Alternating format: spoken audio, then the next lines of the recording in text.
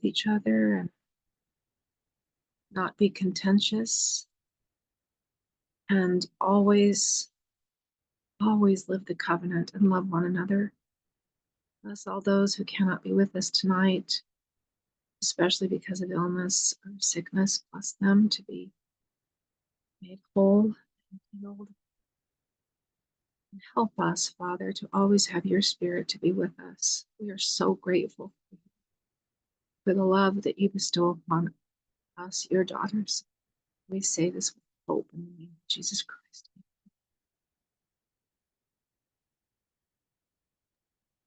Thank you so much, Connie. You're welcome. Alrighty. Thanks everybody for coming tonight. I'm really grateful you're all here. So, in our last meeting, we had a little vote to decide if we wanted to move forward discussing, instead of focusing on the provisional document for our agenda for these meetings, the provisional document will probably come up in conversations and be threaded all throughout, so that's okay. It's not off limits by any means. But instead of having that be our guiding agenda, we decided we would focus on what seems to be one of the root divides in different thoughts. Oh, I'm not speaking very well right now. Okay. Taryn, I need you to cover for me. You can phrase everything way better than I can.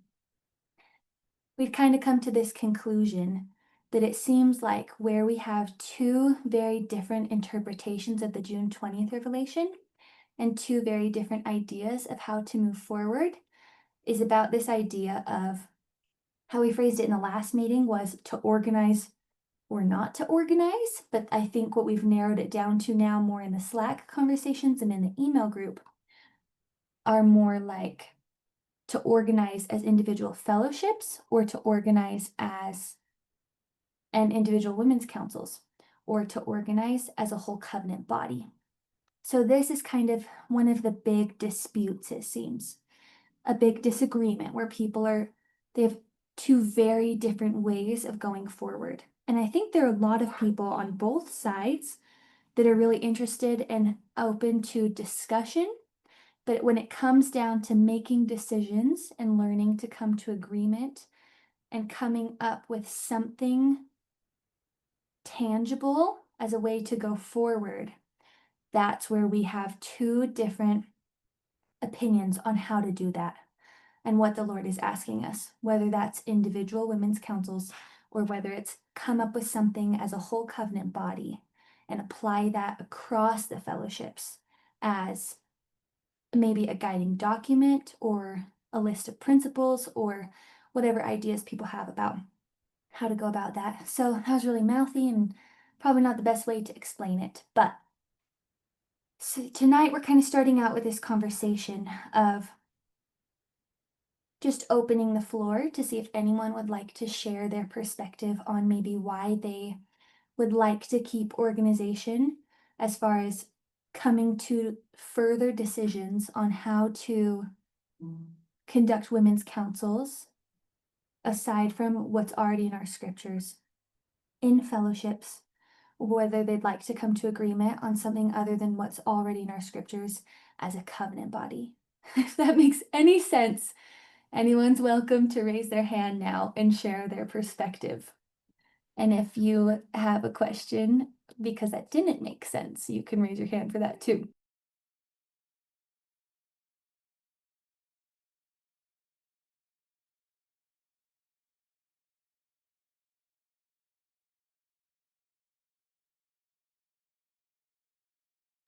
Maybe I should say, would anyone like to jump in and summarize this disagreement in one sentence or two sentences?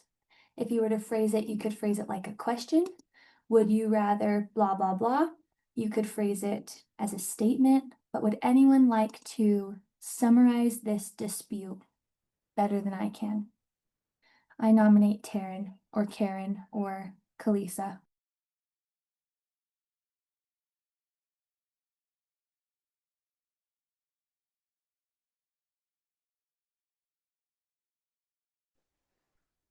Hey, it's Taryn. I'll just hop on. I'm sorry, I can never find the right screen to unmute myself and to raise my hand and do all that kind of stuff. And then by the time I do, it's been like 2 minutes of silence. So, okay. I have been attempting to understand this sort of disagreement myself. And what I have fleshed out, I think, like, if we go back to like the April dispute conference, one of the very first papers or documents that Jennifer and Kalisa put forth was it started out that saying women's councils are a form of government. And I don't agree with that. Okay. And so it was very difficult for me to kind of move forward with the line of logic that they were using, because they were starting at that reference point. Okay. And so I feel like identifying what the role of women's councils is actually, or what they are and what they're actually doing, I do feel like there's a bit of a divide, because I know people I've talked to see it the way that I do. I understand that Jennifer and Kalisa put forth that, and there's people that kind of agree on that line. So there's that sort of like issue to why I think that as we're trying to reason across Slack and we miss tone and all that kind of stuff, why there's kind of an issue of talking past each other when we are also talking about how to if we're going to organize as a body, if we're going to organize as individual councils and that kind of stuff. So there are multiple things going on here. I think that defining things is one, and then how, the movement agreement, or what people are trying to go down right now is just and holy principles, and identifying those. And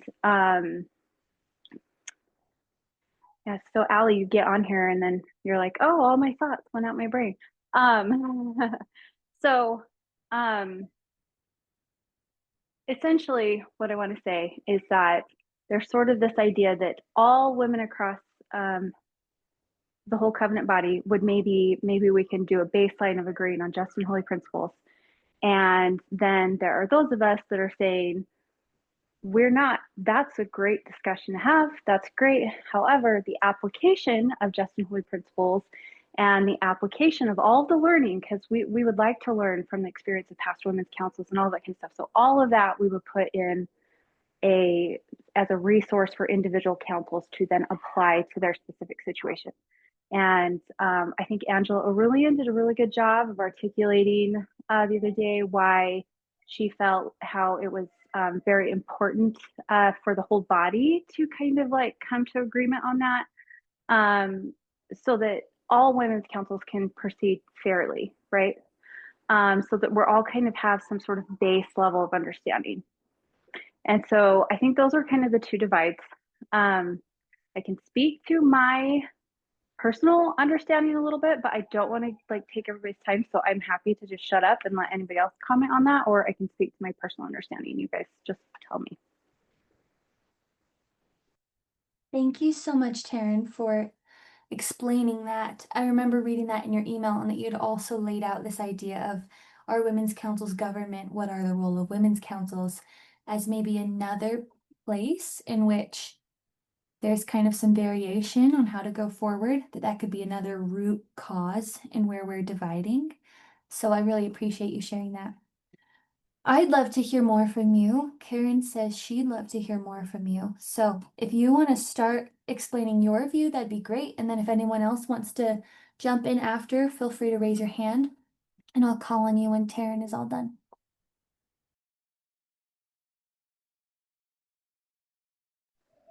Oh, I got to the screen quicker that time.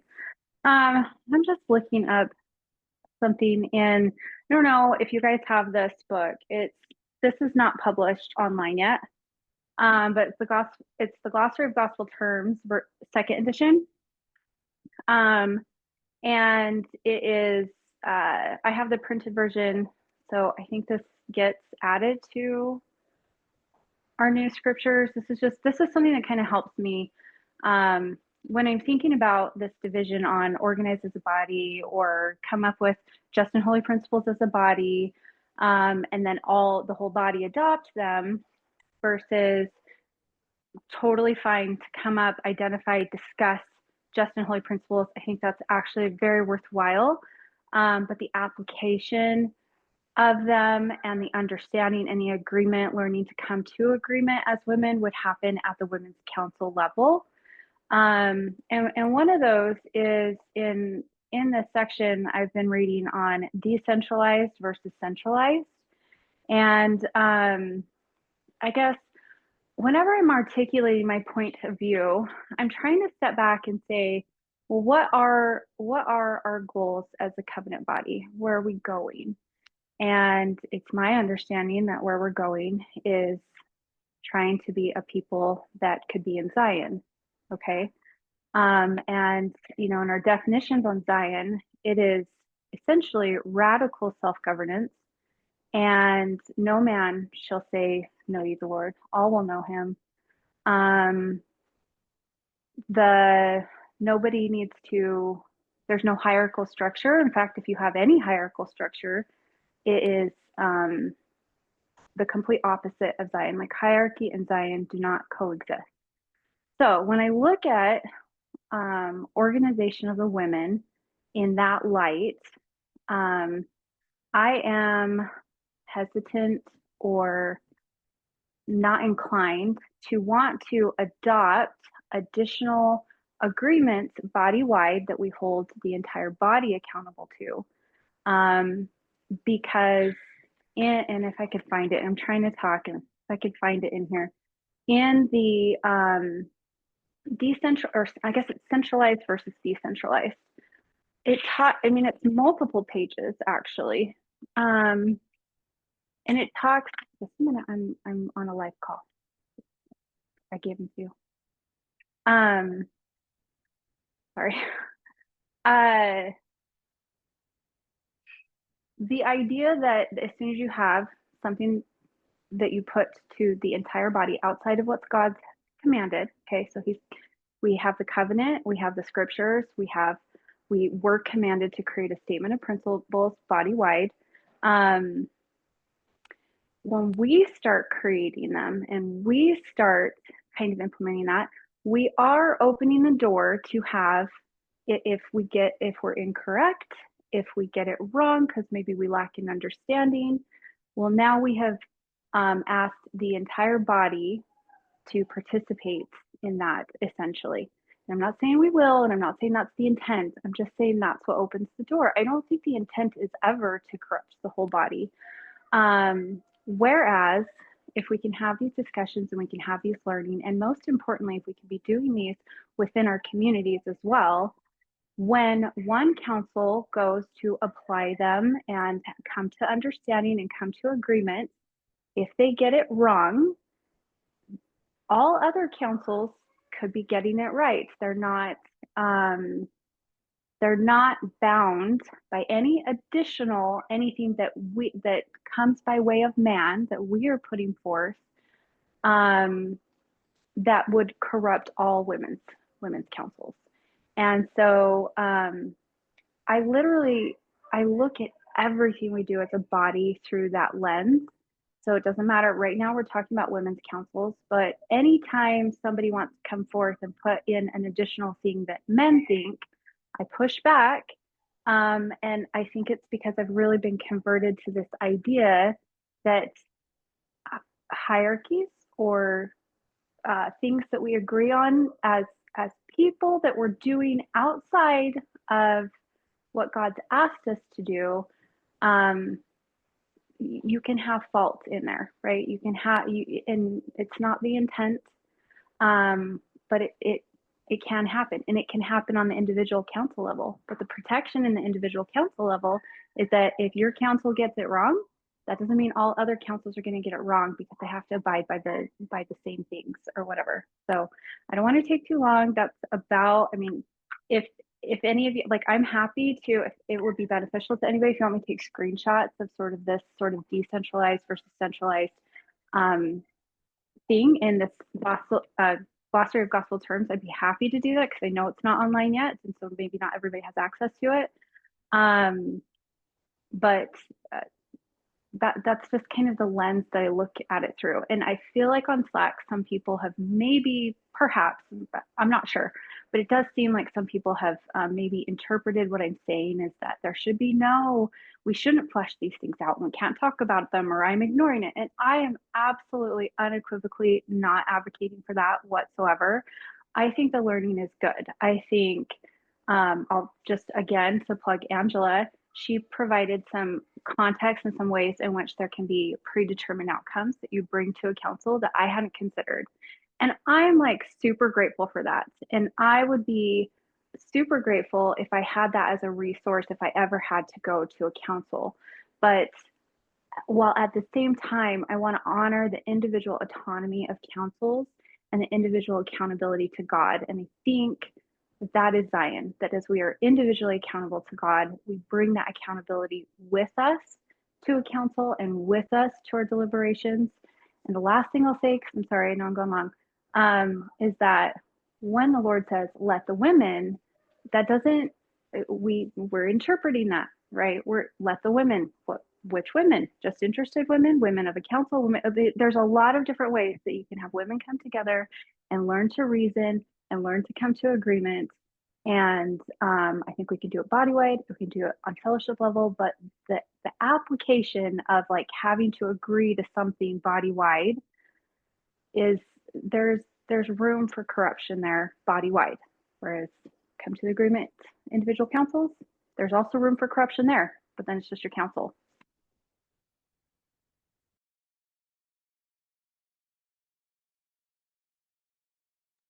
Whoops, sorry, I thought I unmuted.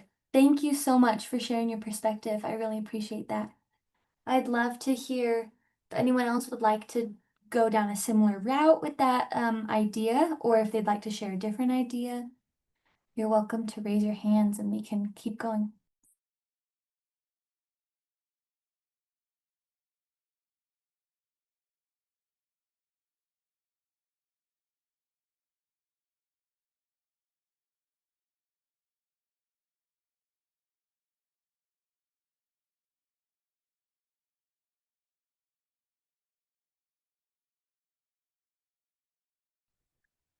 Okay, I'll say one more thing. You guys need to speak up over here. But I'll say more. I have a lot of opinions on it. I don't want to overpower the opinions. I am trying to practice my reasoning skills.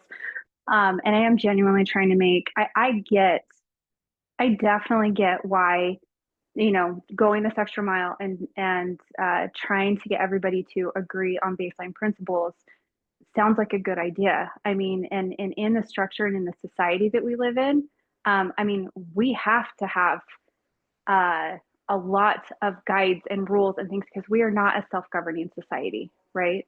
But we are trying to reach for something higher here. And the other thing I'll say is that anytime you put something down on paper, okay, and again, I guess I should say that it's a little confusing to me if people are advocating for that or not. A lot of people seem to say, well, I don't know where this will go, but I'm open to putting it down on paper. Okay, so we'll just like go that thread. And the second you do that, you do give that thing authority.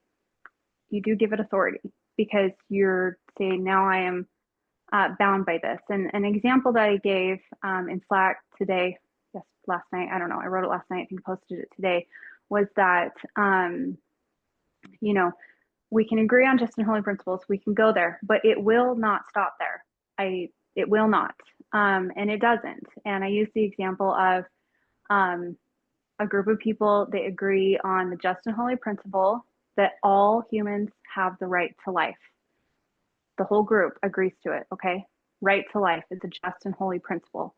But now you get down the road and you're saying, okay, well, one side would say, when does life begin? Okay, so we've got the principle. Now, when does life begin? And one group is going to say at conception, so no abortion. Another group would say no, after viability. After viability. So prior to that, it's the mother's life. It's not a life. Okay. So now you're going to have disagreements, right? You agree on a principle, but now you're not agreeing to define a term. So then what do you have to do? You have to go and define a term. And then whenever you try and attempt to define the term, well, maybe there's different applications of that term. Okay. So in my example, I'm like, all right, what if the mother's life is in jeopardy? Does that now change your definition of how you apply these things? So the idea now I think individual councils are absolutely going to have to run into this. 1000%. You're going to have to run into this, and you're going to have to define these things, and you're going to have to reason together and learn to come to agreement. When we're doing it on a body-wide level, now we don't just have just and holy principles. Now we're trying to define terms, and then we're trying to define rules that when you apply these different definitions, right? It doesn't stop, and it won't stop at an individual council level, but it definitely won't stop at the wider body level. Again, now we're giving something more authority than I think that we need to at the body-wide level.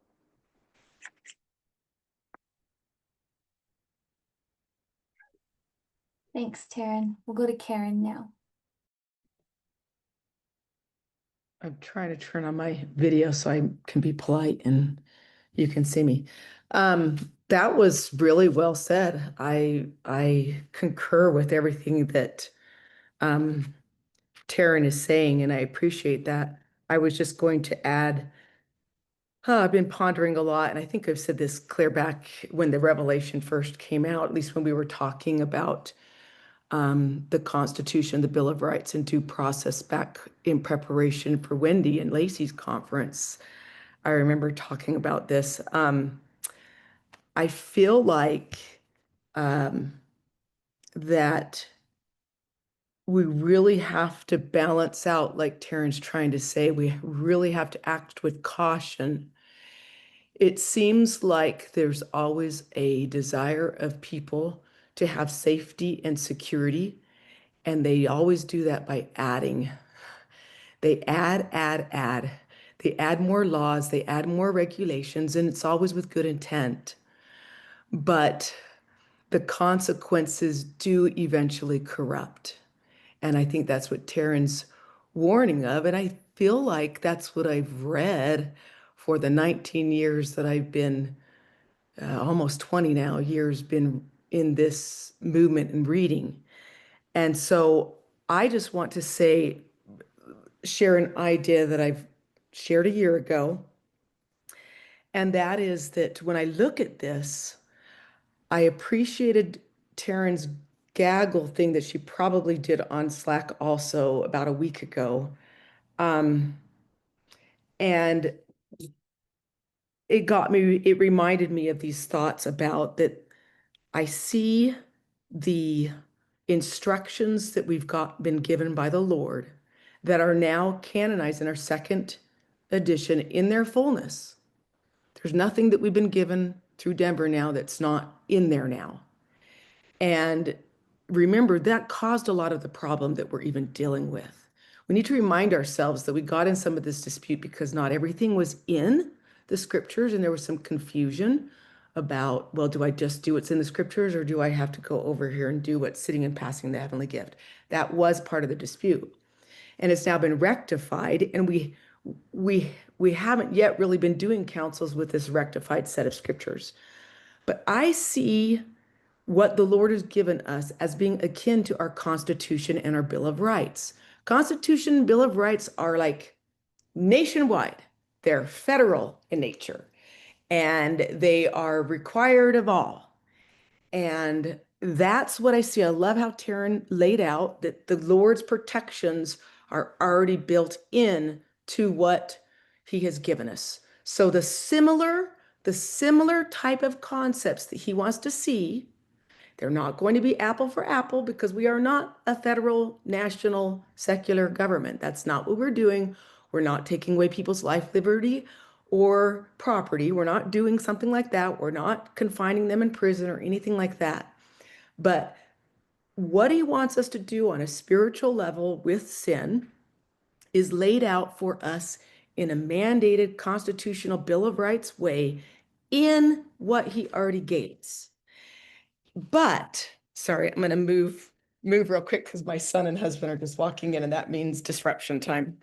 So that's the federal way. And then what I see as what the Bill of Rights states is that anything not laid out in the Constitution and the Bill of Rights, anything not specified explicitly, is to be decided by the states. There is real importance in having a balance. We have got to be very cautious that we don't run in zeal and in misinterpretation of what the Lord is asking to come up with more federal, movement-wide, mandated things that take out of balance this intention by God, even in our nation, to have most of the powers rest with the states. It's how he set it up. And I think we have enough.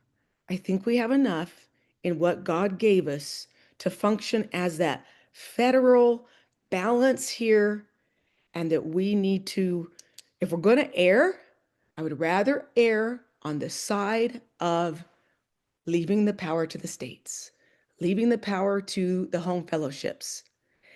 And they can be held to account, like I've said before. There still is this ability that the Lord has left in there that if somebody wants to dispute what a council did, they can call a conference if that's the desire that they want to go, the route they want to go, and go that avenue. And whatever interested women want to show up for it can listen to what the council says and what those who have a dispute say, and they can determine case by case whether they think, and I don't think you have to have movement-wide definitions on what was said in order to do that. I think that it is okay for a council to be able to present, here's what we did and why we did it and how we interpreted it, and then women to use their judgment of whether that fit or not. And anyway, that's just my spill. I agree with what has been said, and that's what I would add to it. Thank you, Karen. Your comment that what the Lord has given us is enough, and then Ashley kind of touched on that in the chat as well, reminded me of this Denver Post from January of 2024 about women's councils. The question was, should they be referencing preserving the restoration or just go off of what was already in the scriptures? And at the end of that post, he says, all of this is set out in our scriptures. And this is before the rest had been canonized this past April, obviously. I should also reference the material we received on August 8th, 2022, Answer on Forgiveness. I don't think we need anything more to guide us, which I thought was interesting because you said it, Karen, and Ashley said it in the chat, but also Denver said it back in January of 2024. Now we've already canonized more because we've taken Preserving the Restoration and other things we've received on women's councils and canonized that. So in our scriptures, we have an even more complete direction than we had when Denver said, I don't think we need anything more to guide us. So I think that's interesting. I'd love to see if anyone would like to share a different perspective. If you'd like to share maybe some reasons to organize at a covenant level. I'm not totally caught up today on the Slack channel, but I think Taryn said Angela might have said something, so I'd love to hear from you, Angela. And it looks like Michelle has a comment, so we'll go to Michelle. Thank you all. Thank you. I really like what you just said, Allie, about some of the things that Denver has said about having enough. Those are the thoughts that have come through my mind many times.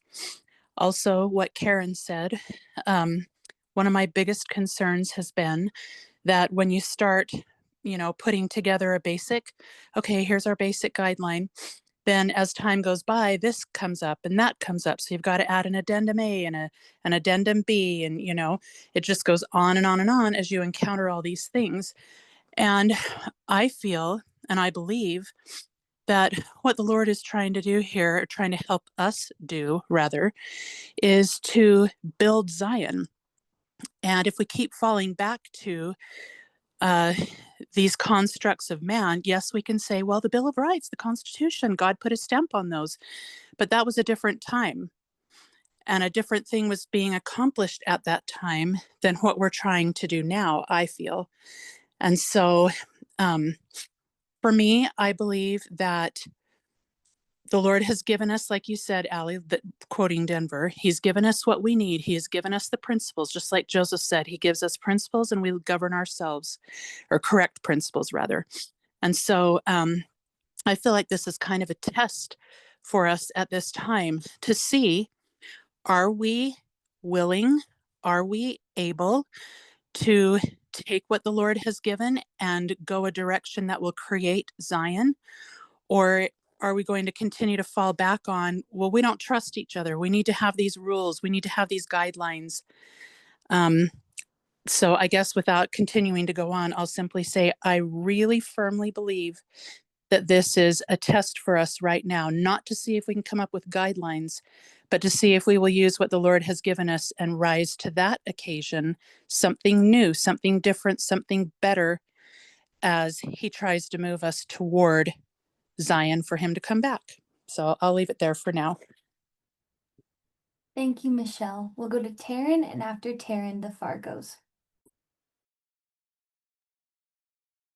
Okay, I found what I wanted to read earlier. So I just on this idea of organizational, like as a body. So this is in centralized versus decentralized structure in the Glossary of Gospel Terms version 2 or edition 2.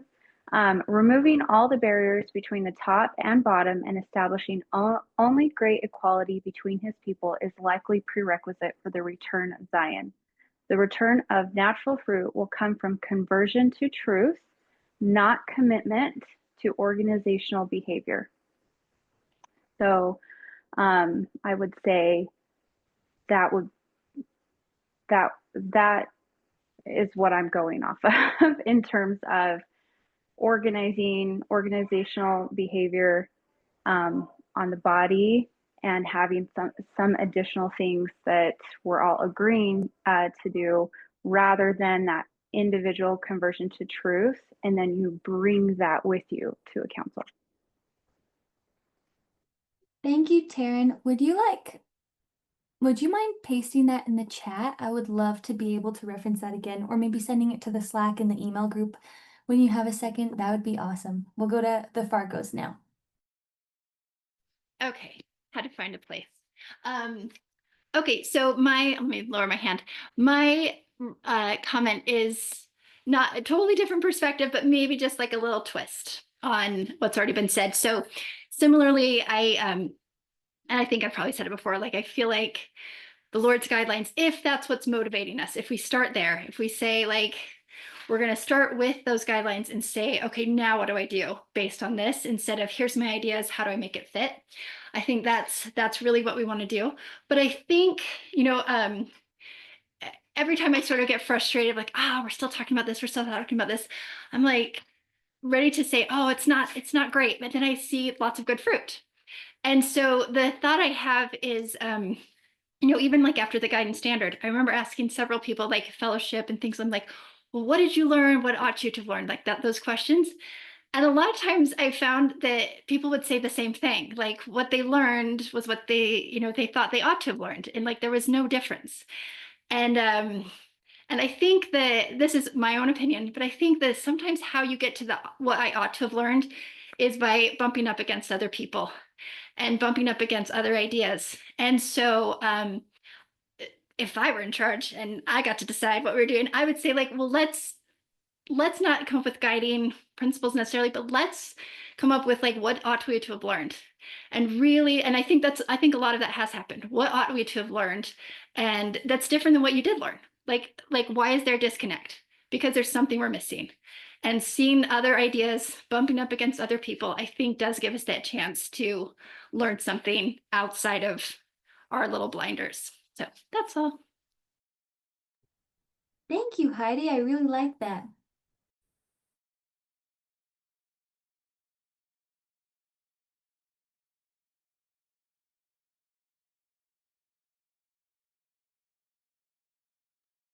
Go ahead, Connie.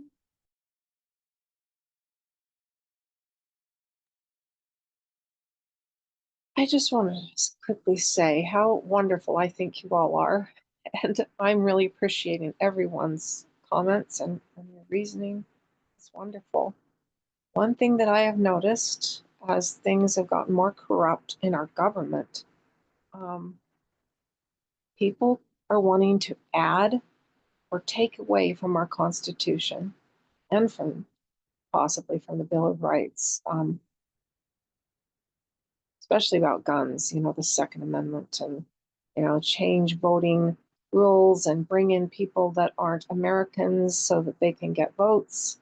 And that's where this government and we are in trouble, because we are trying to add to something that has already been given to us really by the Lord.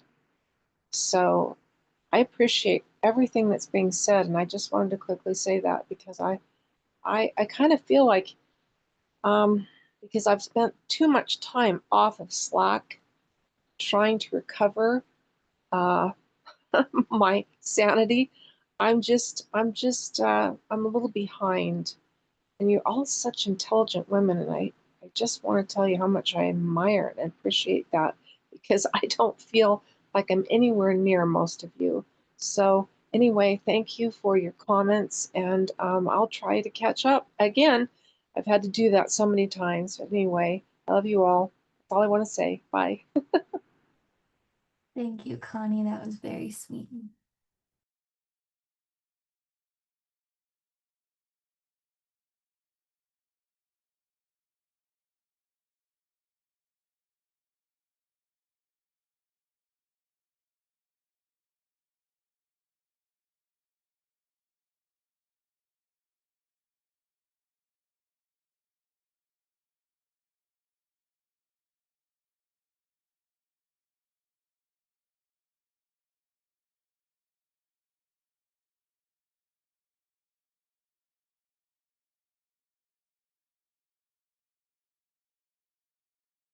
Go ahead, Michelle.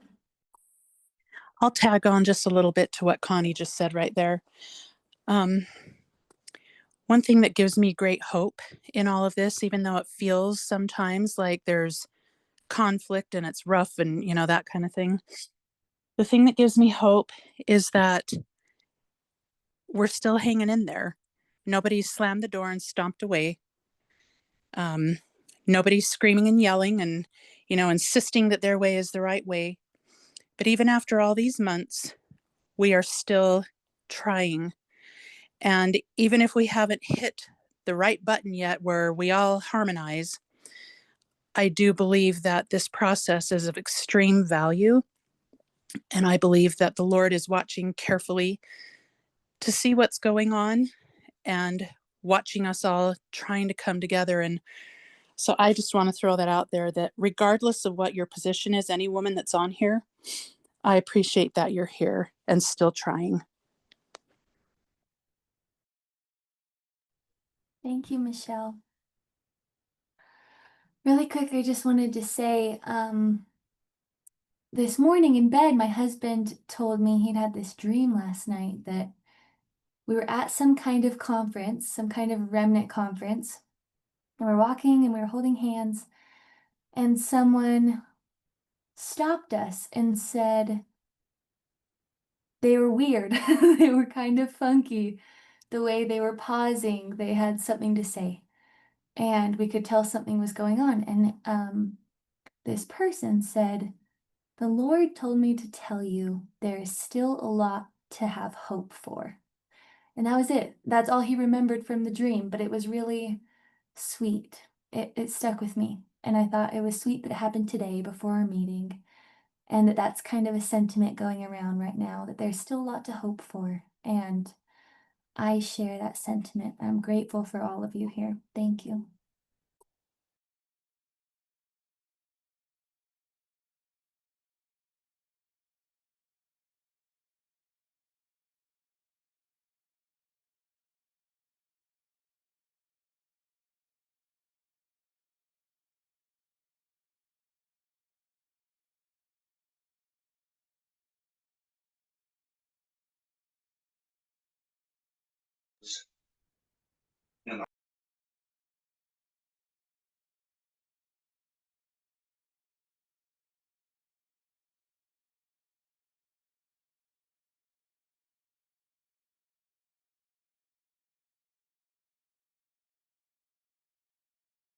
So Mighty Heidi shared in the chat she'd love to hear from someone with an opposing view. I would as well. And I was wondering if something we might like to do in these next Zoom meetings is either maybe not today, maybe it's something we sit on until the next meeting, maybe next meeting. We discuss, after we've spent time discussing these differing perspectives, maybe we could have an exercise where someone from each perspective summarizes the other. Going back to what was in Denver's blog post about presenting our disputes to the Lord, that we need to understand each other's perspectives well enough that the other party would be satisfied with our explanation of their reasoning, and that we understand their reasoning well enough that it points out the strengths and weaknesses in our own, and we can recognize the strengths and weaknesses in the other. So I'd love to start hearing from some other people who might have a different view and maybe getting ready to potentially practice that.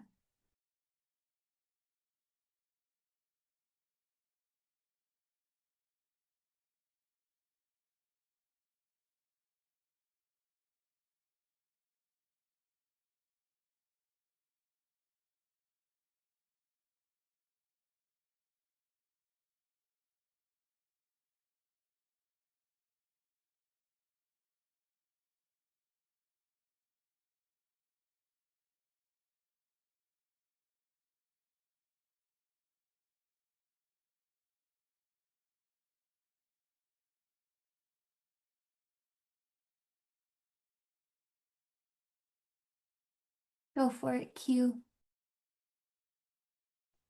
Okay, I'm not too sure what you mean by opposing view, but I think I have a different perspective in that, I mean, I agree that we ought to have hope. And the reason why is because I think sorry, I just walked up some stairs, so apologize for the breathing. But I think we agree on a lot of these things. Like, I don't know anyone who wants to add. I don't know anyone who wants to take away. I don't know anyone who wants to mandate things. I don't know anyone who wants to organize covenant wide. I don't know anybody like that. I feel like people, when they're talking, they kind of miss each other. The difference, what I'm hearing is that there's a group of women who want to understand and have that conversation to understand.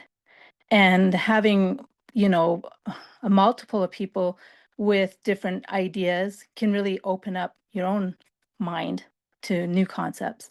And because, I mean, I forget who I was talking to on Slack, but she said something, and we were talking about discussing a topic, and it really, a light bulb went off. So I think what a group of women are wanting to do is just understand, but I think they're being misunderstood. And I think if we can understand really what are these women trying to say, I think we would hear that they just want to understand these concepts that the Lord is telling us. And should we do that at fellowship level, or can we do that covenant wide? I see no problem with a covenant wide discussion to understand these things. That's it. Thank you, Q.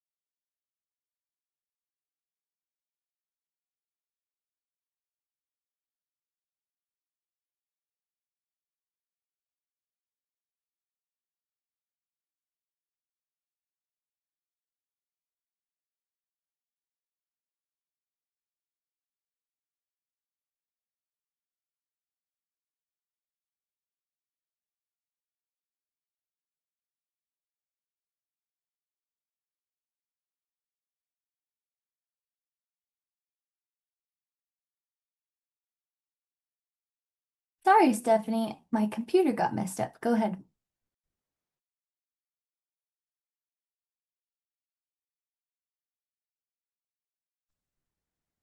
Okay, well, now that I've done that, I have to find how to unmute myself. I just had a thought it's more of a communication thought than anything else that struck me when Q was talking. And I'll just put this out there for consideration. And I think it was part of Denver's post to some extent, but maybe a little bit of clarification. So if you are I'll just simplify it. If you are listening to respond, meaning you believe you know what the person is saying, you believe you know what their intent is, you believe you know why they're saying it because they have a future plan or an idea that they want to put forward. So if you believe you know, and you might, but I just want to cut you off there, because if you think you know what someone says, what they're saying, and what they mean, then your response is going to be tailored to what you think. And your thinking could be true, could be based in history, could be based in previous conversations. But to Q's point about understanding, I wonder if every conversation you went into, you believed was a totally new opportunity to find clarity, be curious, and really understand what they're talking about in that moment. I've talked to some women, and there's this idea of shadow boxing an idea where you think you know where someone's going, you think you know what their ultimate goal is, you think you know what they want. And so your conversation is full of, how do I respond to make sure that they don't get what they want, or that this doesn't happen, or that thing they told me, last week that I felt so opposed to doesn't ever see the light of day. That kind of shadow boxing decreases our ability to understand one another. So, Allie, I like your suggestion of actually practicing the stuff that was laid out in the blog post. But I'm wondering too if it would help if every conversation you went into was like, I wonder what I'm going to learn today. And I wonder how, to Allie's point and to the revelation, or not the revelation, the blog post, I wonder how I can reflect back what she says, or even argue on, even express points in favor of what she's saying. But this idea of listening to respond actually shuts down your brain. It decreases your ability to think critically. Because you're and writing is actually a good way to decrease that, because you have to type something out. But if you get on Slack and look at the back and forth, it's fabulous. There's lots of progress being made. But if you're looking for it, like I might be, you can see where the barriers to understanding show up, because it's like, oh my gosh, I have to make sure that she doesn't take this point any further. And so I have to disagree with her, as opposed to just saying, hey, what if I let my brain have all the creative power that I can possibly allow it by doing nothing more than engaging in curiosity and clarification. So not much about what's going on, but I personally think it's great, and I'm enjoying everybody's contributions. I think they're meaningful. I think I'll say one last thing, and then I will both put my hand down and be quiet.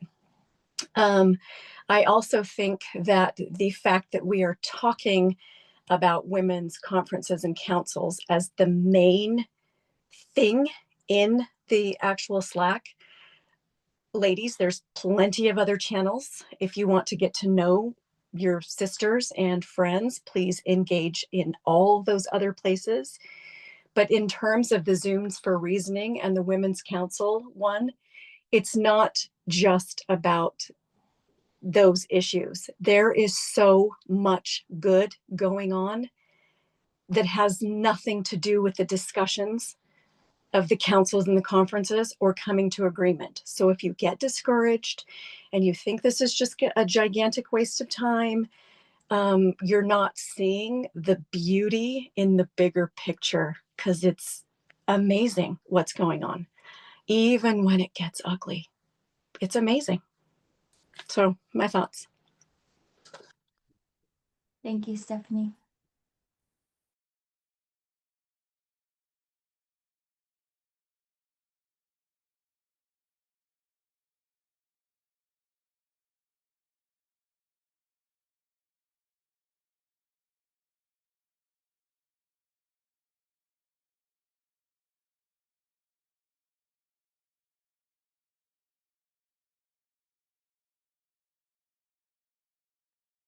Go for it, Kara. Hi. So, I really loved what Q had to say, and I want to understand that perspective better.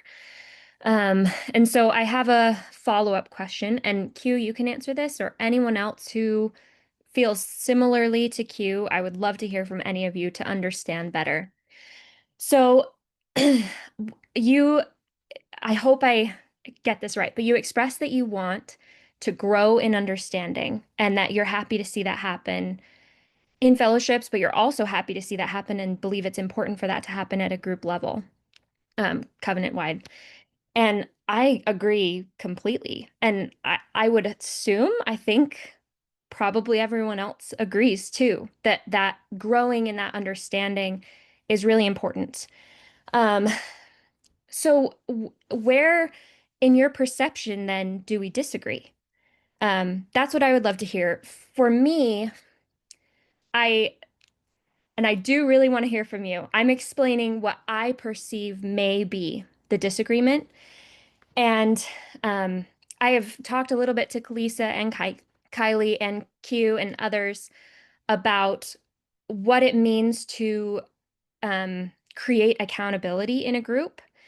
And when you add a shared accountability that everyone agrees to, for me, I just used the word add, right? Because this is the way my brain is working, and I want to step out of that box if I can. But if there was a new standard that women could look at for when if I had to be on a council and we had this shared group accountability understanding, and it was something beyond what is written explicitly in scripture. So for instance, if it was the definition of daily walk or home fellowship, or some idea of a principle and how that principle might apply, etc. And I failed to properly adhere to that understanding. Another woman, if we agreed as a group that we are going to all be held accountable to these standards or to these ideas or this understanding, another woman could look at my counsel and say, she did not follow our shared agreed upon understanding.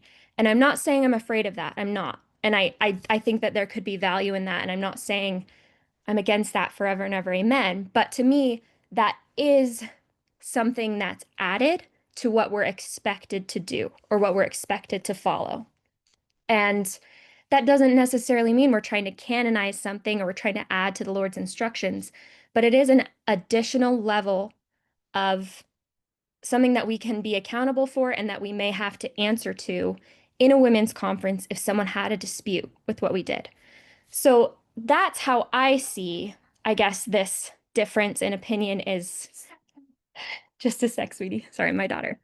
But I would love to hear how you see it and where I'm wrong. So there you go. Thanks, Kara. I'm assuming I don't have to put my hand up. I could just answer. Okay, sorry. Well, first of all, just because I just remember the last part of what you said, I really struggle to deal with what ifs. because there could be a lot of what if scenarios and pathways along the way. I just don't see anybody or hear anybody wanting to create rules, because that's what it sounds like, okay, in this what if scenario, that there are rules that possibly will be developed and mandated. I haven't heard that. I haven't heard that anyone wants to do that. I know I wouldn't want to do that. And so I really think the more freedom we can give each other, the better. And so to me, it's like, okay, how can you go about doing that? But still coming to understanding. Well, at first, to me, it just starts with a discussion. And that kind of goes back to your point of the dispute. I don't know what the dispute is, because I mean, I've heard things being said. I don't know what it is, because it takes two people, two opposing sides, to have a discussion to figure out what that dispute is together. It can't be one side or the other identifying what the dispute is. To me, that's how that would go. So I can't really identify what the dispute is. Thanks, Q. We'll go to Karen next. Okay, this is actually a kind of a follow-up question to Stephanie, but I wanted to maybe tag on a little bit because one leads into another. This of like, what is the dispute kind of thing. I think we've evolved a lot. This is where I was talking to Tasha the other day, and she, in her email where she talked a little bit about, she starts it off by saying she doesn't think that she's seen much. I can't remember the word she used, maybe some compromising or giving and taking. And I actually have seen a lot. I actually think people have moved a lot, because I was going to say to Q, I think we started off very much, there was a very clear cut feeling of people, like maybe starting with the document, wanting to create kind of a governing. There was very clear ideas on that, but I think those have gone away, if that makes sense. So like if somebody was coming into the discussion today, I don't think they would see the same thing. It wouldn't be so clear as what maybe 12 months ago. So that would be one thing maybe I would say about why it feels like but here's a question for follow-up for Stephanie, which kind of, I have to bridge it from what we're just addressing with Q to this follow-up question about the shadow boxing. So like Kalisa and I have had a couple of really good conversations. I don't know, we've at least talked 8 hours, Kalisa, maybe 10. And in the discussion, we're seeing where we're more seeing eye to eye, but we're still able to identify where we're seeing differently.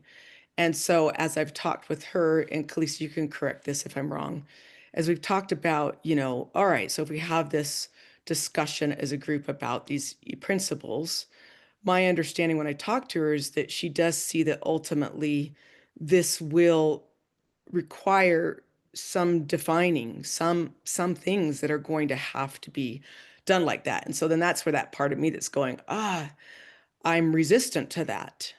And so this leads to my question. So that kind of answers a little bit of Q, is there is some still of that being talked about, just not in the way it was a year ago, if that makes sense. But then my question to Stephanie is, so as you're watching people talk and discuss and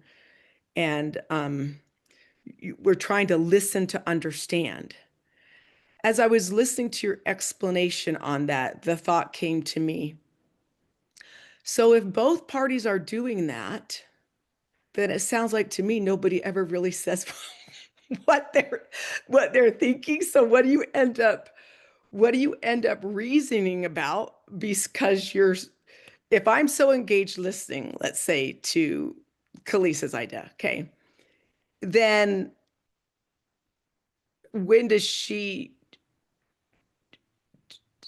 never has to brush up against the opposing view, or vice versa. If she just sat and listened to me and never expressed what her views are because she was so intent on listening, I really wouldn't get a chance to understand what her views are. So, I mean, I'm sure you're going, Karen, that's not what I'm saying, but But if you could explain just a little bit more on that, of how it plays out, and how, like, when you're watching this on Slack, how do you make sure that you're not analyzing something from a perspective of feeling like just one group is doing that, and versus how do both groups do that and still engage in the reasoning that we're required to reason? I don't know if that makes sense, but somebody nod that kind of made sense. Thanks, Karen. I am not seeing Stephanie on anymore, so I don't know if she's, maybe I've missed her name, but she might be gone, not able to respond to your question. So we'll go to Kalisa next, and if she appears again, we can let her know you had a question for her. Okay, I'm driving, so if I'm in and out of service, I apologize. I think that to respond to your question, Karen, or your statement about what it is that you gathered from our conversations, I guess the clarification that I would offer is that it is really hard to explain in a way that doesn't sound like rules what it is that I actually think. So I'm going to try again for what feels like, I don't know, the 50th time.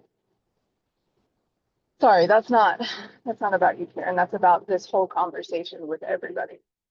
So if the Lord has given us the instructions he's given us, which include looking to just and holy principles, I fully believe that he has specific principles and specific applications for those principles in mind.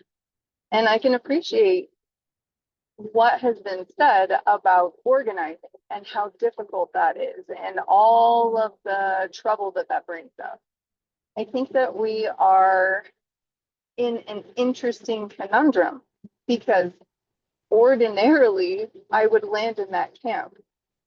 Like my whole adult life, I would land in that camp.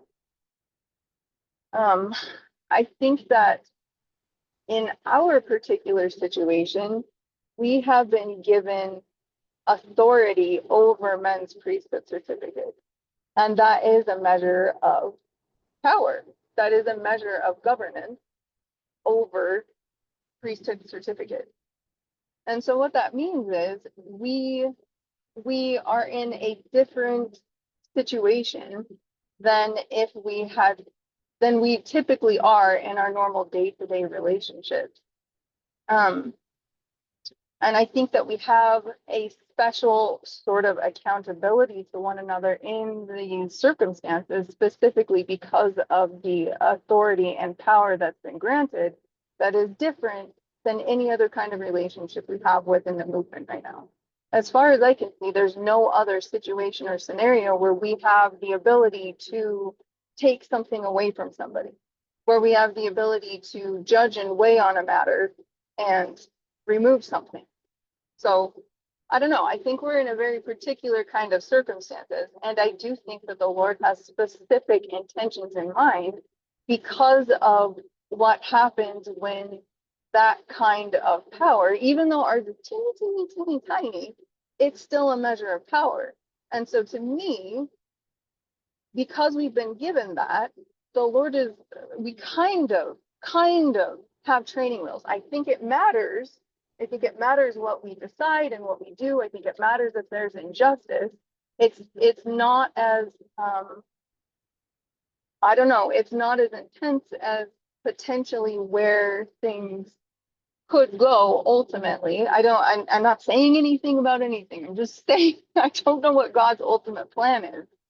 And so I guess what I'm trying to clarify is that I do think that there's a specific set of principles that he is pointing us towards to understand for very specific reasons. And I think that what could maybe potentially set us apart differently than the rest of, I don't know, the world, I don't even know. What could set us apart differently is the fact that we have the opportunity to come together and see if we can even actually land on what are those principles and how did the Lord intend us to apply them.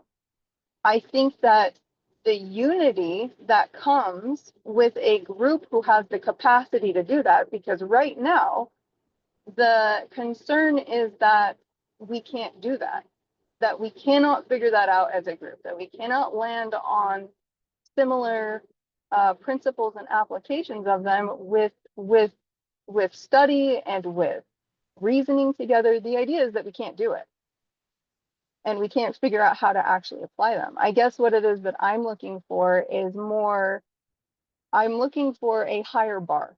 I'm looking for, can we do it? I'm not saying that we have to do anything. And so I feel like this vote and this idea of the, or this prayer, I feel like it's kind of an unnecessary point, because I feel like you're rushing the path with going to the Lord with this. Like, why do you need to close down the idea of that this might be where we're going? Because nobody's pushing something to actually be drafted. Nobody's pushing for any sort of specific kind of structure. The conversation is around, could we do this? Could it be possible for an entire body of people to land on the same principles through reasoning together, and then also prayerful consideration, and potentially at the end of that road, taking this whatever it is that we draft up and say, did we get it right? And if we didn't, can you help us get it right? That's what it is that I feel like the conversation is more aiming toward. I don't feel like it makes sense to shut that down or say, are we supposed to even be doing that? Because I guess I have faith in, one, that we can do it, that we could figure it out together, and two, that God knows what situation He's put us in, and three, that He would answer us if we did all the work. I think all of those things, and I think it's a higher bar. It feels more like the kind of bar that is set for, I mean, how long did it take the city of Enoch to get to, where we're trying to get? It took them generations. It took them hundreds of years. We're in training wheels phase, and to say that, the bar is Zion, and unless we are hitting every single marker of where that is right now in our baby infant phase, it doesn't make any sense to me. When I learn things, I learn structure, and once I understand the structure well enough, then I can start being creative. Then I can start understanding how to, it's like you go to art class and you learn all these kinds of techniques for understanding, how to draw three-dimensional objects and how to apply paint in a particular way to reflect light. You do all these things, and they're very structured lessons and understanding. And then once you move beyond that, like once you've mastered those concepts and understandings, your capacity to create art is massive. But if you try and start with, just unbridled creativity without any sort of structure and form to it, you get a lot of abstract art, but you don't get something that is quite as, I don't even know the right words here, because I'm talking about art, which is, opinion based. But really, if you're going for like more realistic paintings and being able to convey, deeper, clearer messages through your art, you need that structure. So I don't know what it ultimately looks like. I'm just advocating for, let's just do the work. Let's just start trying to figure out together what the heck these just and holy principles are, because I think we'll get answers along the way. I think we'll understand structure along the way. I think we'll figure out, okay, yes, maybe it looks like, there is no formalized something written up by us that we vote in, but maybe there's something formalized written up by us that we take to God, and God says yes or no. Or maybe there is an agreed upon set of guidelines that we all aim towards, and God verifies that too. I don't know what it looks like. I just don't understand the point and purpose of making the decision of whether that's even possible right now, and why we would take that to the Lord if we haven't if we haven't even tried to come together on what are the just and holy principles? Like, can we just start there? Can we just try and aim at the same thing together instead of arguing about whether or not we ought to even be trying to do that, if some people think there's a possibility that we might have a structure at some point? I don't know. I hope that helped. Thanks, Kalisa. We'll go to Stephanie now.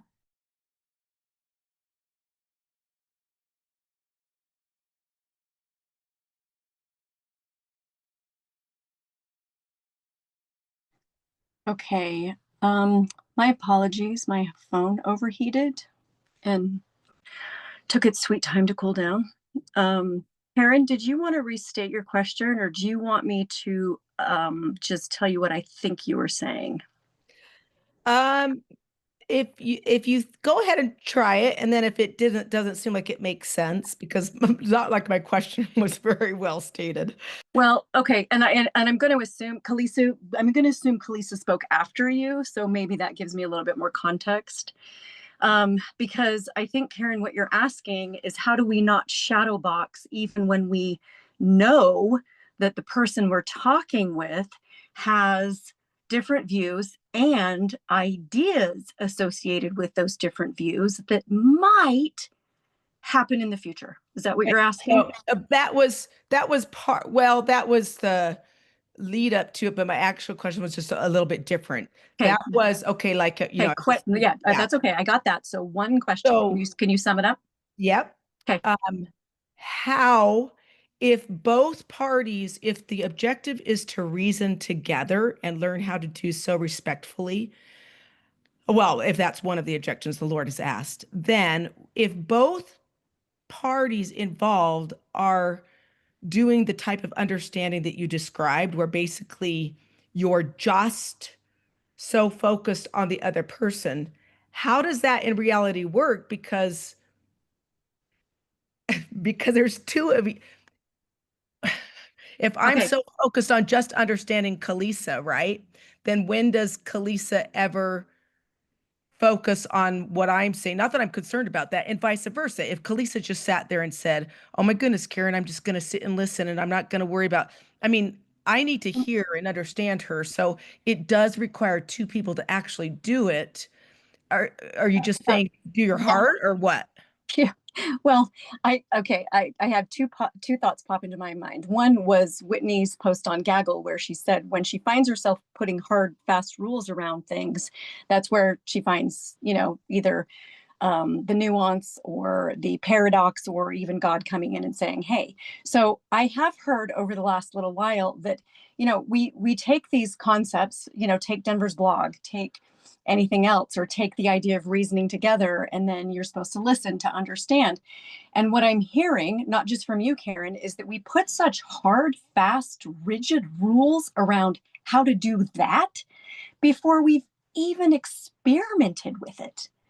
And so my answer to that specific question about how do you even, if I'm supposed to understand her and she's supposed to understand me, how is she ever going to understand me if I'm spending all my time trying to understand her? I hope your conversations are much more organic than that. I mean, and they can be structured if they need to be, if that helps you kind of follow the process. But, this would be where I would advise, if you want structure, okay, schedule some conversations. And I agree with many of you, in person or one-to-one conversations clearly get a little deeper than just the back and forth on Slack, but it can even be done on Slack. But you say, okay, your turn, right? You have 45 minutes. I'm going to give you 45 minutes today, and I want to hear just what you say. And then, maybe you only take 40 minutes or 35 minutes because you want 10 minutes to reflect it back, right? And then you say, yeah, that's pretty good, except for this point. And then you say, great, I want to go ponder. I want to go stew on this. I want to go pray. I want to let it be. And then the next conversation is literally the opposite. The one person is quiet, like legitimately quiet. Like we have talking sticks.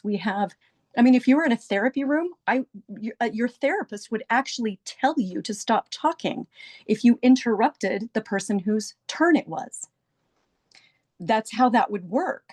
So, but I also believe that it can happen organically, where you just continue to say, you know what, on these issues, we're not, we're diverging. But I think to Kalisa's point, you're diverging today.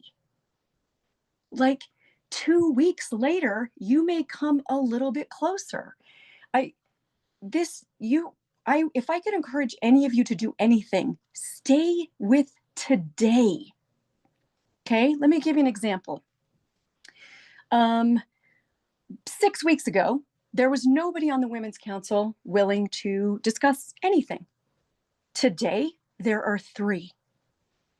A few weeks ago, some of you had an opinion or a thought or a perspective about something that you were pretty sure was yours.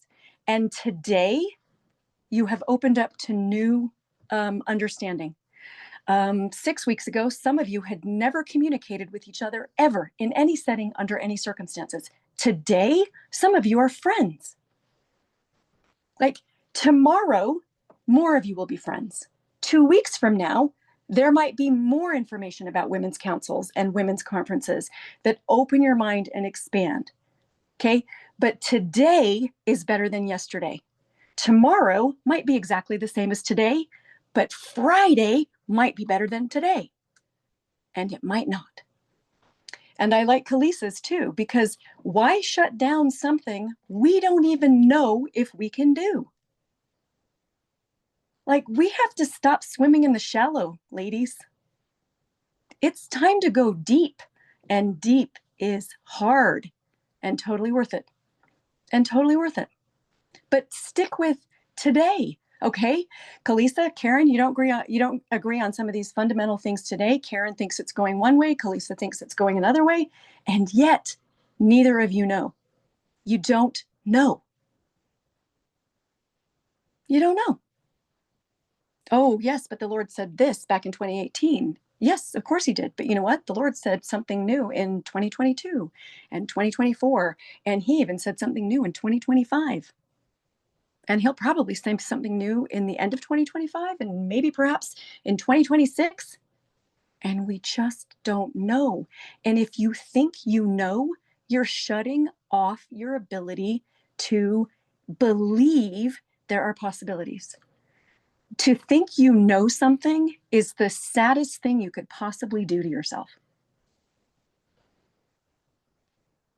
You don't know anything. And if you go into every conversation saying, I don't know what I don't know. I think it was Jill who said something on one of the other things. Like, she reminds herself every day. I think it was in the communication skills after I posted that reasoning thing. Jill's like, I remind myself every day, I don't know. I don't know. If you think you know, and make no mistake, I'm not doubting that you do know certain things. I'm not saying that all your work and all your study and all your everything hasn't helped you know and understand things. So I'm not questioning your knowledge or how you're using it. I'm just saying that if you're trying to do the work that we're trying to do now, and you go in with a knowing attitude, you are at a disadvantage, and the person you're in an exchange with will suffer.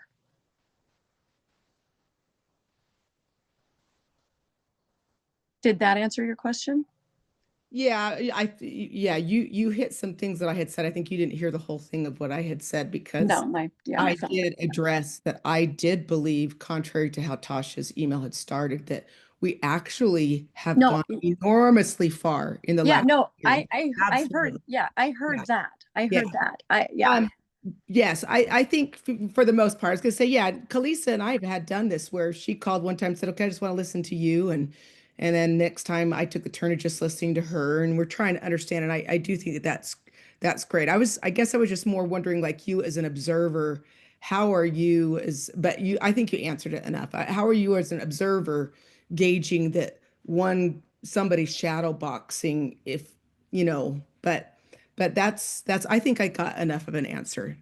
Okay, so let me try one more time. You're shadow boxing if you are trying to control the end result. If you are trying to control anything, that you are shadow boxing.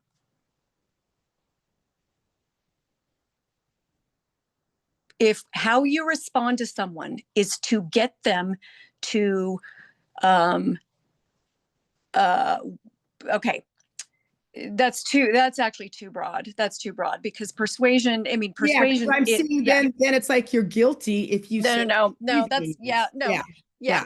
No, it's more nuanced than that. And instead of, okay, let me just pull back for a minute. Instead of me explaining it, because everybody's going to have a different experience with it, take the concept and just sit with it and see what it shows up like in your life. And maybe it's going to look different for you than me. And maybe it's going to look different for Marin than Taryn. And maybe it's going to look different than Karen and Allie and whatever. Just consider the possibility that you might be shadowboxing the future. Because we have nothing to fix. We just have to participate authentically, honestly, and truthfully. And I am seeing that. That's what I'm seeing. And like Kalisa, I see a lot of good in just letting it go.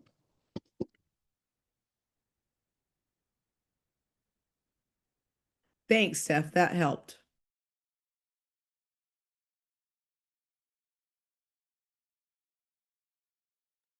Thank you both.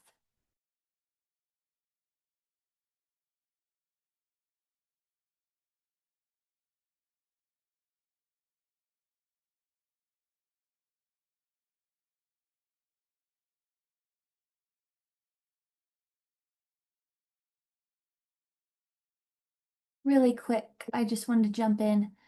I knew that Karen had asked Stephanie a question, and so she wanted to respond back. But I also wanted to respond to Kalisa. It's not fresh in my mind anymore, so I'm going to listen to this meeting recording when I get that, and then maybe write something up to respond to you. But I just wanted to say the idea of rushing the past with presenting this dispute to the Lord. I really agreed with a lot of what you said, especially about experimenting. Stephanie brought that up too. Experimenting, reasoning together about these things, really gaining an understanding, and also studying out more where we might be diverging, because there is still disagreement about where we're diverging, as Q pointed out earlier. Those kind of things. The idea of rushing the past. This is one of those instances, like Stephanie was talking about. I had presented this idea of presenting the dispute to the Lord. Then Denver does a blog post, which is like, no, don't.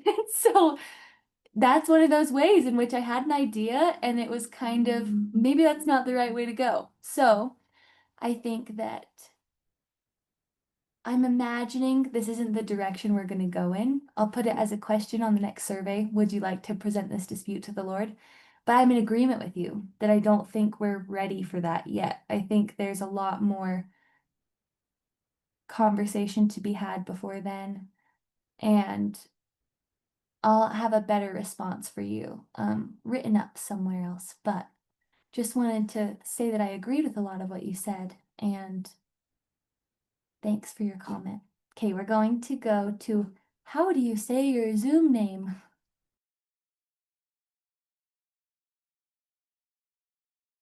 You're still muted. Say it again.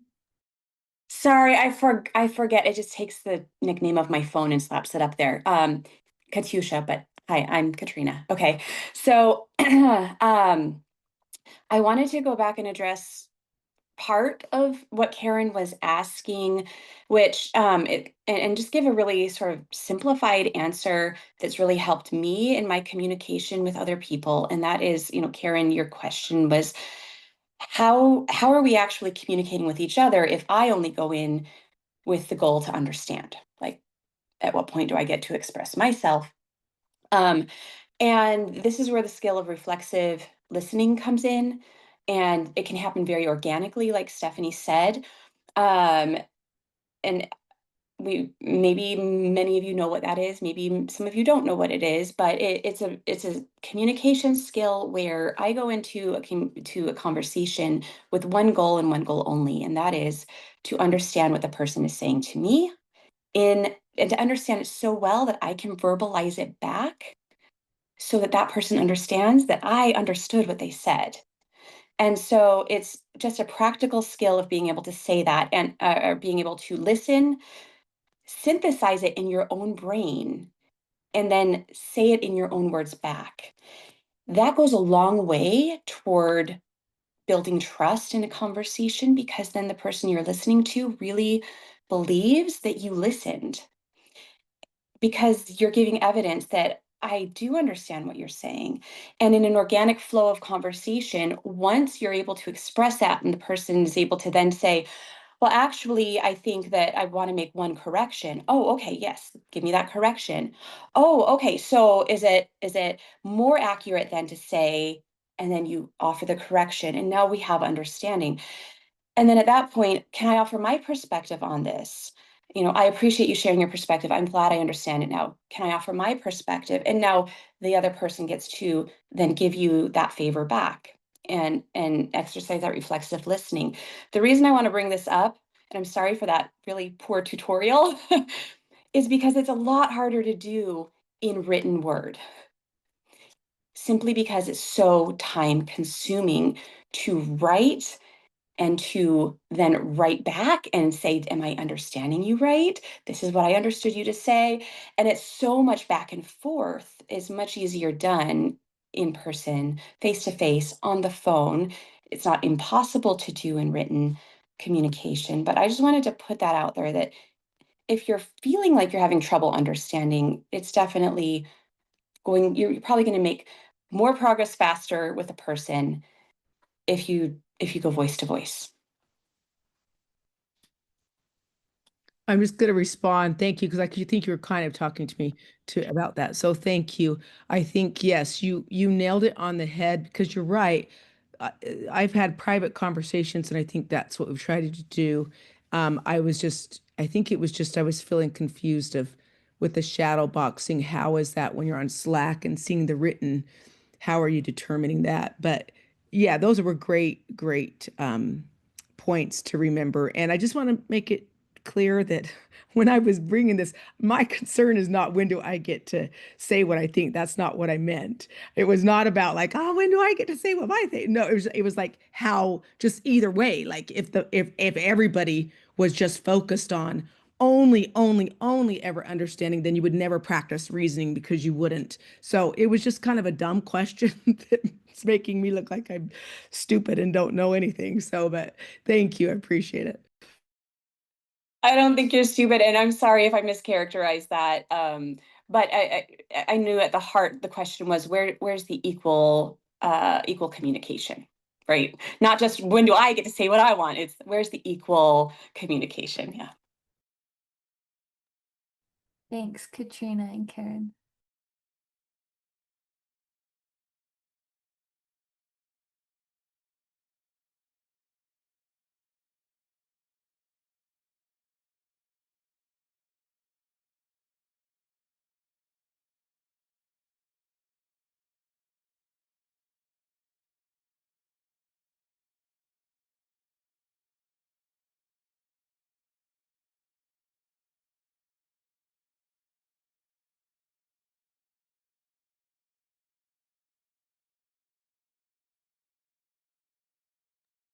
Maybe I'll jump in here really quick to say, kind of circling back to this idea of what is the dispute. Kalisa, you shared a perspective that was maybe different from those earlier perspectives shared. Like Taryn and Karen and I think were some of the ones who spoke in the beginning. So I'd love to hear from anybody else who might like to share a perspective. And it seems like, as Karen was saying, we started out with this document last November, and that's where the big emphasis was, and there was a big disagreement on the document. Now we've kind of worked through that, and we've kind of come to agreement, it seems. most, if not all, people don't seem to want to mandate the document. And now we've come to this point, I guess I should say, then we came to this point of discussing, okay, well, what about a different document? Now it seems like maybe we're working on or already at an agreement that we don't want any document right now. We just kind of want to stay in this process and study more. And it seems like the big emphasis is just in holy principles. That's what people are wanting to study. And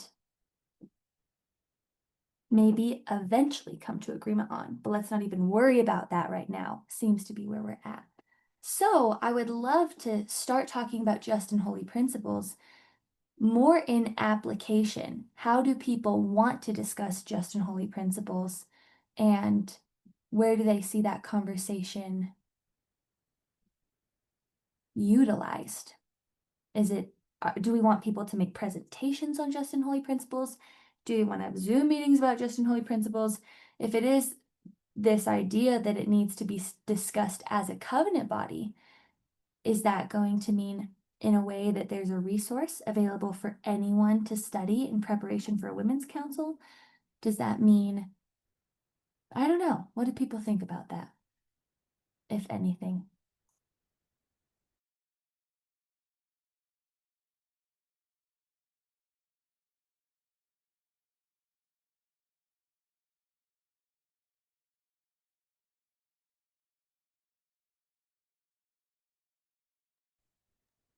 Go ahead, Kara. So, one thing that I have thought a lot about, and I talked about this on Slack a couple weeks back, is that we all have different gifts and talents. And some of us are fantastic at understanding legal stuff. Some of us aren't. I am in the process right now of trying to write a contract for a rent-to-own agreement on our house. And I would rather pull my hair out seriously than than go through this. And our founding documents, the Constitution and the Bill of Rights, which I love, respect, and appreciate, are also extremely difficult to decipher for me, and I assume for lots of others. I think there are other women who are very gifted and probably have a gift to be able to take some of that wordy language and distill it down to something that those of us who are not inclined in that way could use. And so personally, I love the idea of the women who are interested, passionate, talented, skilled, using those gifts to help the rest of us and creating some kind of a resource that could be used and studied in preparation for a council. I know if I ever had to serve on a council, I would take this responsibility very seriously to study and learn more about those things. And I think it's a good idea to do it before I have to serve on a council. And so that's something that I would see a ton of value in for myself personally and would really appreciate. And I don't necessarily think that that's like the final end goal or anything, but it could be a starting point. And I'm also not saying that only a few women should have to create that. I think it would be wonderful for anyone who is interested to be involved in the creation of something like that. But that's an idea that I brought up on Slack, and there was some people who were like, yeah, that sounds like a good idea and potentially could be something that happened. So there's my thoughts. Thanks, Kara. We'll go to Lisa now.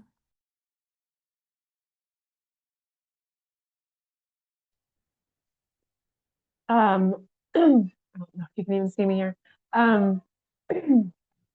I just want to point out that that's something that we're planning to do in Sky's meeting next.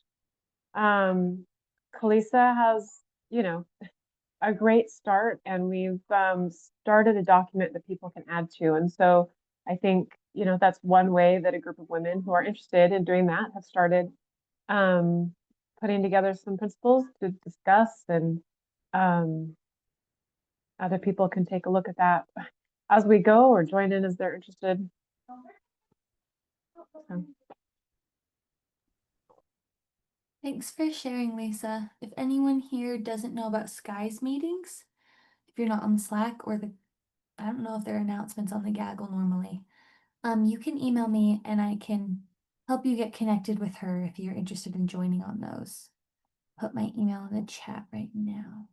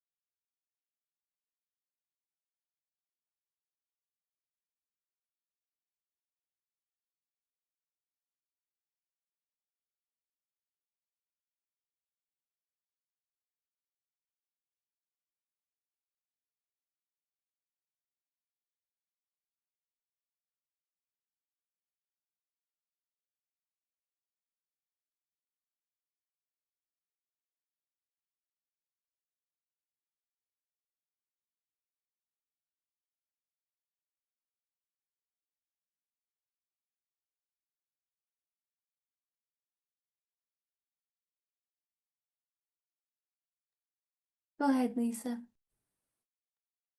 I just had a question since nobody's talking, and I haven't had a chance to. I never seem to get all caught up on Slack. I know that Amy made an official proposal. That's where I ended. I didn't get a chance to read it, but I think she was saying something about home fellowship. If we could, is that what her proposal was? Like, if consider a home fellowship, when a man is being called to a council, that if he can be asked if it's his home fellowship, and if he doesn't think so, then it could just go to be held at a conference. I'm curious if anybody could give me just a quick rundown of opinions that were given on that, if there was anybody opposed or if everybody thought that was a good idea.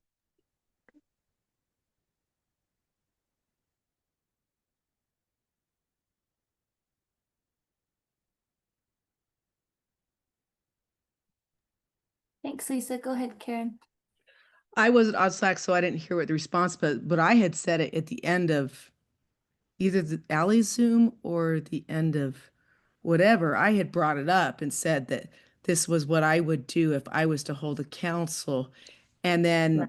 and then Jennifer and a few people said, yeah, that's exactly what we think. And I was just going to say the difference is that just my view is, but I can choose to do that, meaning like I would do that out of my desire because as I observe what's happening, that's what I would do to ensure actually that I protected myself from being brought before a council.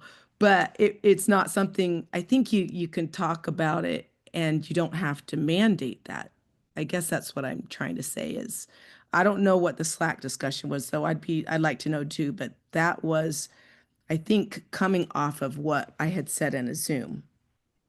Yes, and I remember it from the Zoom. I'm interested about Amy's official kind of proposal to the group.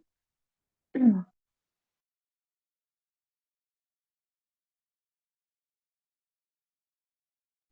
ahead, Katrina. So, I don't recall actually seeing any responses or discussion. Maybe Amy, correct me if that's wrong. But in short, I don't think that the discussion moved forward on that yet. So that's why it's crickets. I would like to offer just a little thought to chew on. I'm not completely opposed to the idea, but I think there's some things to consider. And something that's been on my mind, I've been wrestling with is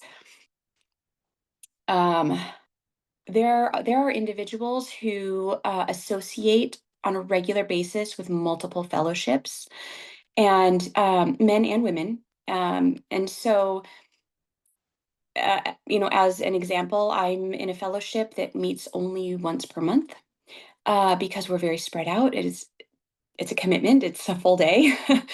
And there are other fellowships online that meet every week. And there's a member in my fellowship who attends both regularly. She's female, but suppose it's a male who there's this question of where's his home fellowship if he's attending both, and he might pick one, but I, as a member of my fellowship who has been welcoming and associating with this man, would lay claim on him in my own fellowship. And so while I believe and respect that a man is entitled to his opinion about who his quote home fellowship is, I think that fellowship members also have equal claim on individuals in their own fellowship who are participating. And that should be also considered. Perhaps. I'm just putting it out there for consideration. I haven't actually come to a solid conclusion on that yet, but I accept and claim members in my fellowship too. I don't just claim my own, that I'm a member of a fellowship. I claim other members as part of my fellowship. And I think that might deserve some consideration when trying to determine home fellowship, and perhaps either one could be a home fellowship, if required, or if the circumstances would make it, would remove roadblocks from having a council that needs to happen. So the second thing to consider is if if there is a conference and we have the instruction to have a council at a conference if there's an issue with home fellowship. There are barriers to people attending conferences, including the man himself. And so how do we resolve the issue if a man can't or won't attend a conference to have the council? Because that's something that has happened. Thanks, Katrina. I found that post that I think you're referencing from the Slack, Lisa. I'll copy and paste this if it's okay with Amy. I'll ask her permission and then send this, maybe just repost it in the Slack, and then if she's okay with it, post it in the Gaggle as well if people want to reference it. It's long, so I don't want to read the whole thing here, but to summarize, this proposal was a few suggestions. First, agree on a best practice where if a council ought to be held, approach the man and say, we are going to hold a council. Would you consider this your home fellowship? End quote. If so, have him sign a paper acknowledging his home fellowship. In your own fellowships, you could absolutely reduce this to a verbal communication, but then if he doesn't like the outcome, he could approach the larger body crying foul, and you'd have no paper trail. So that was one part of her proposal. Second, 3 documents. 1, all guiding revelations regarding priesthood, councils, and conferences compiled into one place. No notes or commentary, written in chronological order as whole blocks of text. This will be updated if the Lord provides anything new on the subject. 2, all fellowships draft their own plan for how a women's council will proceed. Work within your own fellowships to do this. Counsel with the men on the explicit procedures and protections they would be comfortable with. Agree and ratify your women's council procedural outline within your own fellowship so everyone is clear on definitions and what to expect.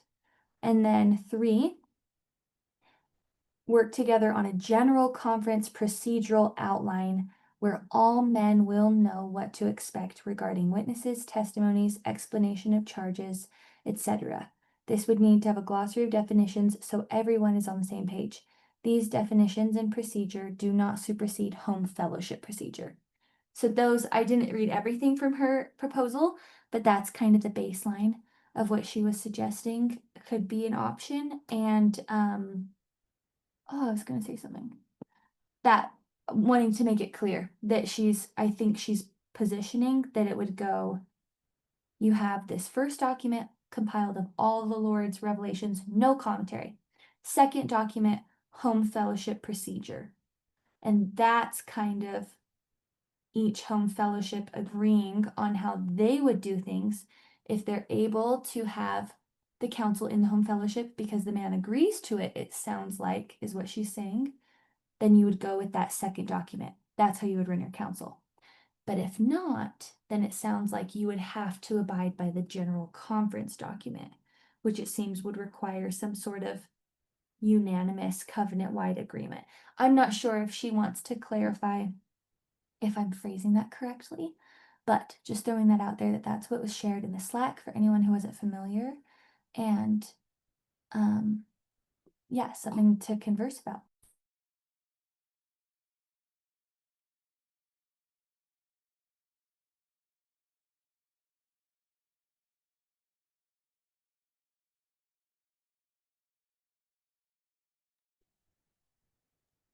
Go ahead, Kara.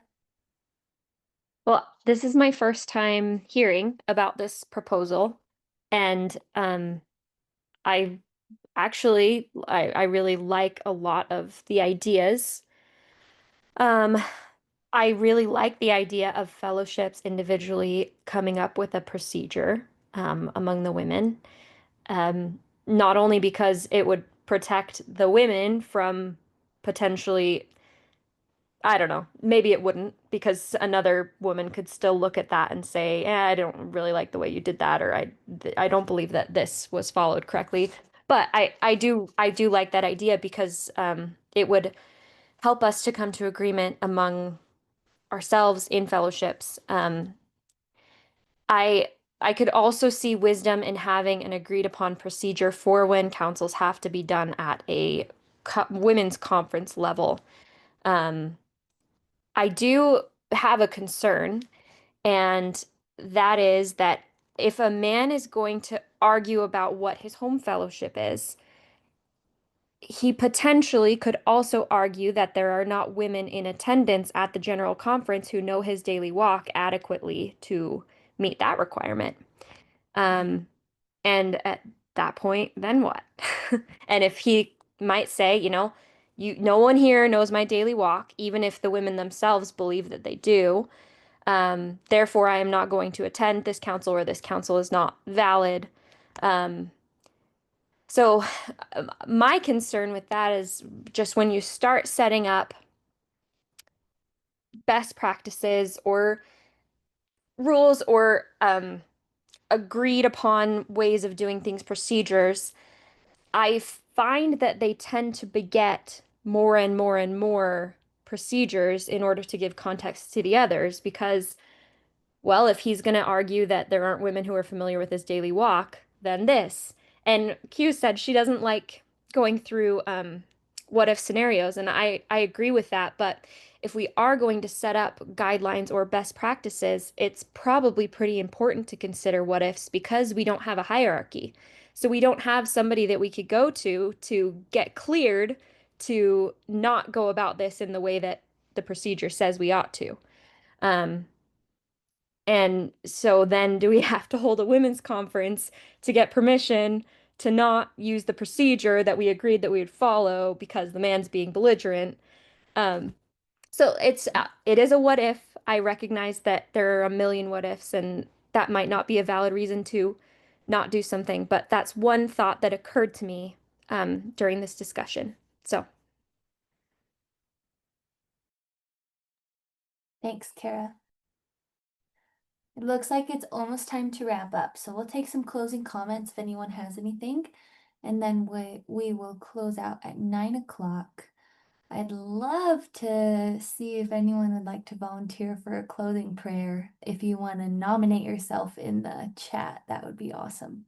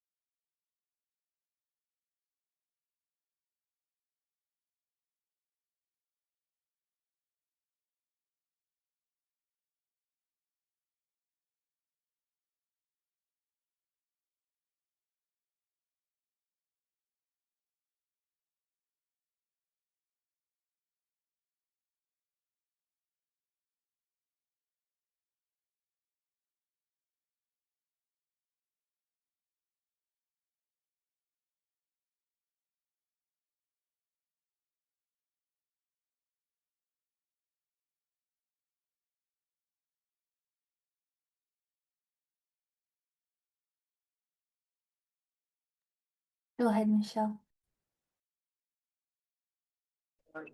Okay, I put it in the chat, but what I was, can we stay away from talking about guidelines and procedures and try to stick with just and holy principles? Because I think that's what we were asked to consider in the June 20th revelation, was just and holy principles.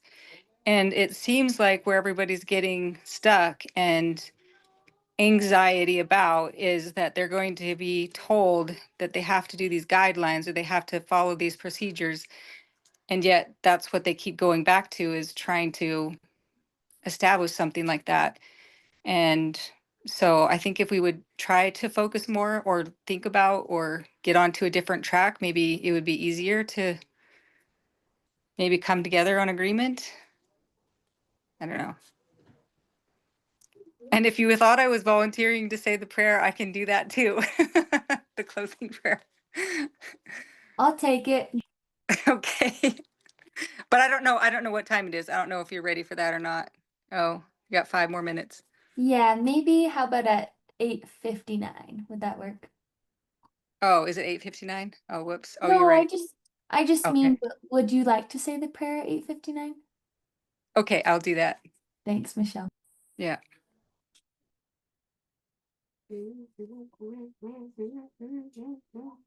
You're still unmuted. Okay, you got it. There we go. All right, so yeah, a few more minutes left. I like that idea, Michelle. I'd love to just throw out there, ask what everyone would like to discuss in our next meeting. Something to think about. We don't have to decide tonight, but maybe we go down the Just and Holy Principles route. Maybe we talk about some of those things. Maybe something to study before our next meeting would be those recordings that were made, those Zoom meetings recorded preliminary to Wendy and Lacey's November conference about Constitution, Bill of Rights, due process. I don't remember exactly what each of the different topics were, but they were maybe a good place to start in our conversation about just and holy principles, since we'll be talking about that in Sky's meeting this Sunday. And I bet just and holy principles will come up in our next meeting no matter what we really decide to focus on. So, some idea to throw out there. It doesn't look like anybody has any comments. Raise your hand if you end up wanting to comment, but if not, that's a suggestion. We could talk about just and holy principles. I would really love to know. Here's my little temperature check. It seems right now like maybe there isn't a dispute. Kind of seems like right now we might be in agreement that we just want to discuss. And maybe there's quite a bit of agreement on that. And there's nothing to necessarily worry about at the moment or resolve.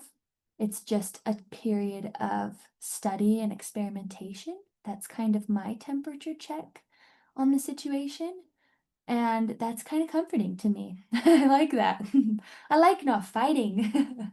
So I'd love to pick up next time and we can just maybe start working through Just and Holy Principles ideas. And eventually, we'll probably revisit more of the structural ideas and coming to decisions conversations. But right now, it seems like we're just studying. So that's my temperature check.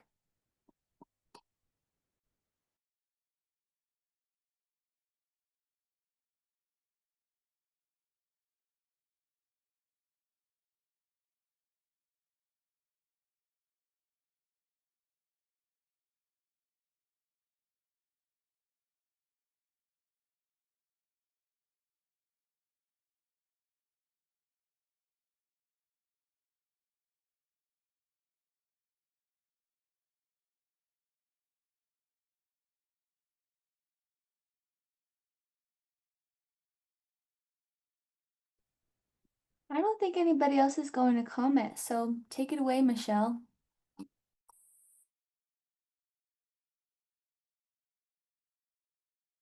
Dear Heavenly Father, we're so grateful that we have agreed on something and that there is a feeling of progress and sisterhood with us. And we really appreciate how merciful and kind you are to be patient with us and to give us the instructions that we need. We pray that we will have courage and be able to continue to love each other and want to work with each other and never give up on this process or never give up on each other or judge each other or belittle, but that we will just keep on linking arms and moving forward and trying to learn. And we pray that your spirit will be with us as we go forward and that we'll remember. And as we apply our minds to understanding, that you will enlighten us and help us to understand what just and holy principles you were referring to and how we can apply them to our lives, ourselves, and maybe even to councils. And we pray these things in the name of Jesus Christ. Amen. Thank you, Michelle. Thanks everybody for participating tonight. Thanks for coming. And we will see you next time. I can't remember what the date for the next meeting is, but it'll be 2 weeks from now. Today is October 7th. It'll be on a Tuesday. And it looks like I still don't know what date it is. 2 weeks from today. See you then. Bye.